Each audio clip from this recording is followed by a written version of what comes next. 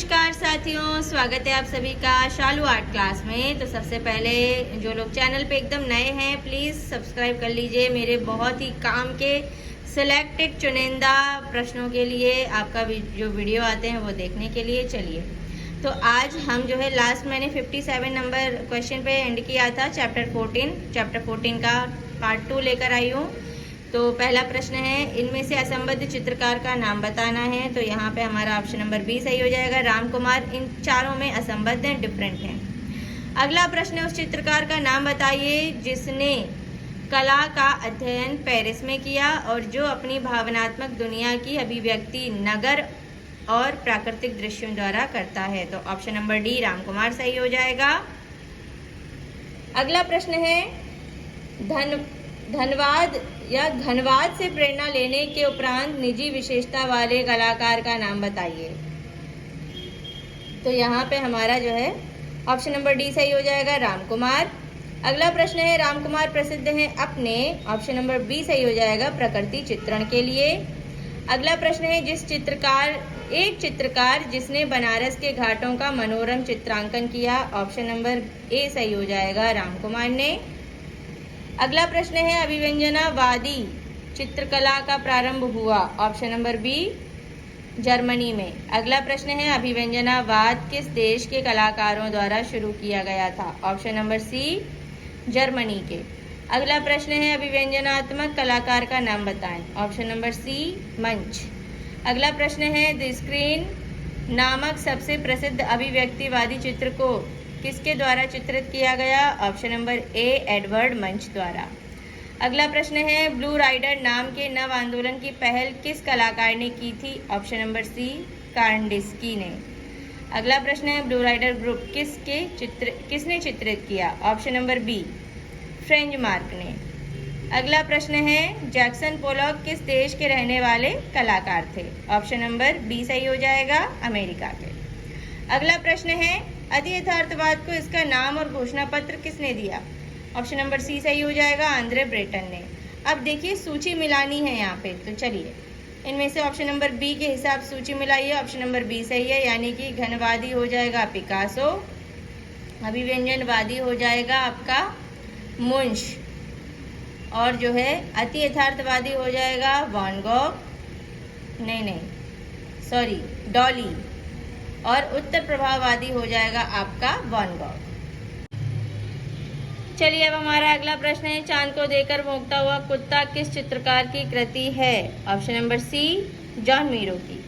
अगला प्रश्न है, मेल्टिंग वॉच किसकी पेंटिंग है, option number B Salvador Dali की।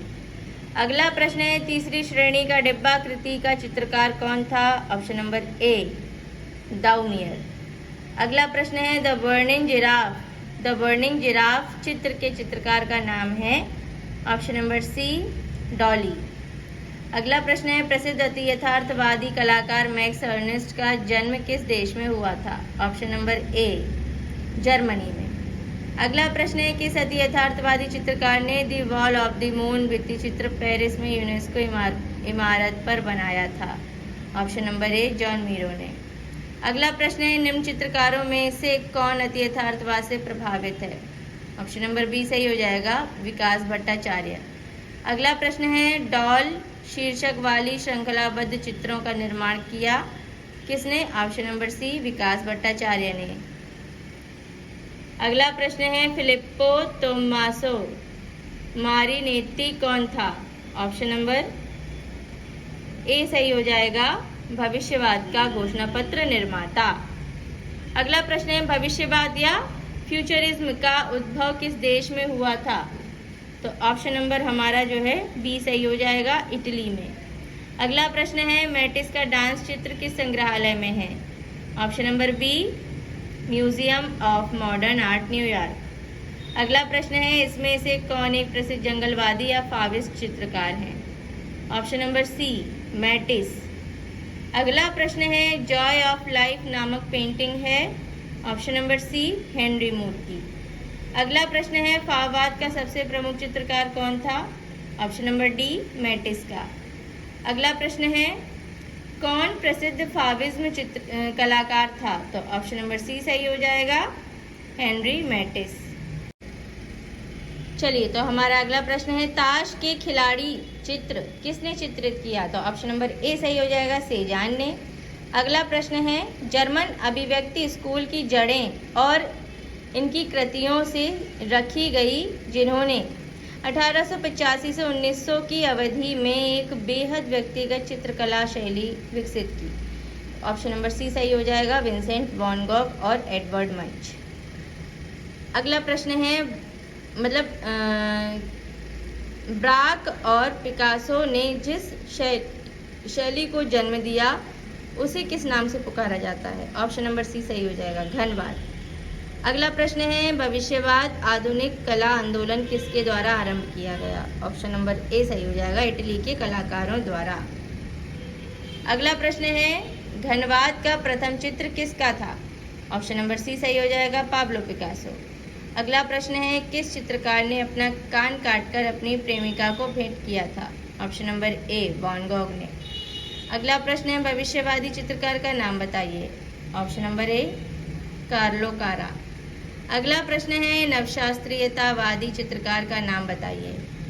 Option number C, David. अगला प्रश्न है यथार्थवाद का प्रमुख चित्रकार कौन था? Option number C, Courbet. अगला प्रश्न है शैलोज मुखर्जी की कला किस प्रकार की है? ऑप्शन नंबर डी सही हो जाएगा, प्रभाववादी। अगला प्रश्न है स्वर पद्धति से बनाने वाले अमेरिकन चित्रकार हैं? ऑप्शन नंबर बी सही हो जाएगा, पोलॉक। अगला प्रश्न है कौन सी दो कलाकारों ने ज्यामितीय चलन, चमकदार रंगों एवं तकनीक का समावेश अपने चित्रों में किया था? तो यहाँ पे ऑप्शन नंबर बी सही हो जाएगा, पिकासो एवं ब्राक ने। अगला प्रश्न है वैन गॉग का पूरा नाम क्या था? ऑप्शन नंबर ए सही हो जाएगा, विंसेंट वैन गॉग। अगला प्रश्न है द फाइटिंग टेम्परेरी किसका चित्र है? ऑप्शन नंबर सी सही हो जाएगा, टर्नर का। अगला प्रश्न है क्लोड मोने किस कला आंदोलन के चित्रकार थे? ऑप्शन नंबर ए, प्रभाववाद के। अगला प्रश्न है 18वीं शताब्दी कला आंदोलन की पहचान आमतौर पर ऐतिहासिक रूप में सही हालत और परिधानों का उपयोग करके शास्त्रीय घटनाओं, पात्रों और विषयों के दृढ़ चित्रण में दृढ़ संरचनात्मक तकनीक पर जोर देती है। ऑप्शन नंबर सी सही हो जाएगा, नवशास्त्रीय कला। अगला प्रश्न है जानबूझकर अमूर्त कला को खारिज करके उसके अलावा प्राकृतिक रूप से सामान्य विषयों को सीधे दर्शन के लिए किसके द्वारा चुना गया? ऑप्शन नंबर ए सही हो जाएगा, समकालीन यथार्थवादी। अगला प्रश्न है नव प्रभाववाद का जनक या संस्थापक या प्रणेता या प्रवर्तक कौन था? ऑप्शन नंबर डी सही हो जाएगा, जॉर्ज सोरा। अगला प्रश्न है अभिव्यक्तिवाद की विशेषता को दुनिया के सामने पेश करना है, क्या है? तो यहाँ पे हमारा ऑप्शन नंबर ए सही हो जाएगा, भावनात्मक प्रभाव के लिए मूल रूप से व्यक्तिपरक दुनिया को विकृत करें। अगला प्रश्न है घनवादी कला आकृतियों को किस रूप में देखते थे? यहाँ पे हमारा जो है ऑप्शन नंबर डी सही हो जाएगा, घन और शंकु के रूप में। अगला प्रश्न है स्नान स्थल किस चित्रकार का चित्र है? ऑप्शन नंबर बी सही हो जाएगा, जॉर्ज सोरा का। चलिए, अगला प्रश्न है कौन सा कला आंदोलन गति पर आधारित था? ऑप्शन नंबर ए सही हो जाएगा, भविष्यवाद। अगला प्रश्न है समुद्री जहाज की दुर्घटना पर बनी पेंटिंग मेडूसा का बेड़ा के कलाकार का क्या नाम था? ऑप्शन नंबर ए सही हो जाएगा, जेरी कॉल्ट। अगला प्रश्न है मैटिस किस कला आंदोलन के अग्रणी थे? ऑप्शन नंबर बी, फाववाद के। अगला प्रश्न है निम्न में से कौन भूदृश्य चित्रकार हैं? ऑप्शन नंबर सी सही हो जाएगा, कोरो। अगला प्रश्न है डैश एक दार्शनिक आंदोलन के रूप में शुरू हुआ जिसने कहा कि दुनिया में सच्चाई खोजने का तरीका विचारों की अपेक्षा अवचेतन मन और सपनों के माध्यम से था। ऑप्शन नंबर डी सही हो जाएगा, अति यथार्थवाद। अगला प्रश्न है बैले नृत्यों को चित्रित करने वाले प्रभाववादी कलाकार का नाम बताइए। ऑप्शन नंबर डी सही हो जाएगा, डेगा। अगला प्रश्न है उस देश को पहचानिए जहां से अभिव्यक्तिवाद एक कलात्मक आंदोलन के रूप में उद्गमित हुआ था। ऑप्शन नंबर डी सही हो जाएगा, जर्मनी। अगला प्रश्न है सनफ्लावर प्रसिद्ध चित्र किसने निर्मित किया? Option number C, Van Gogh ने। अगला प्रश्न है जॉर्ज ब्राक किस कला आंदोलन से संबंधित थे? ऑप्शन नंबर डी घनवाद से। अगला प्रश्न है मुख्य नवशास्त्रीय आंदोलन 16वीं शताब्दी के डैश के साथ हुआ और 19वीं शताब्दी की शुरुआत होने तक जारी रहा?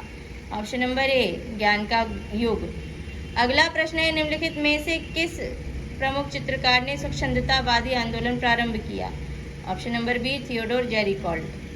अगला प्रश्न है किस प्रभाववादी चित्रकार के चित्रों को विज्ञापन में प्रयुक्त किया गया था? ऑप्शन नंबर सी तुलू लॉथरेक ने।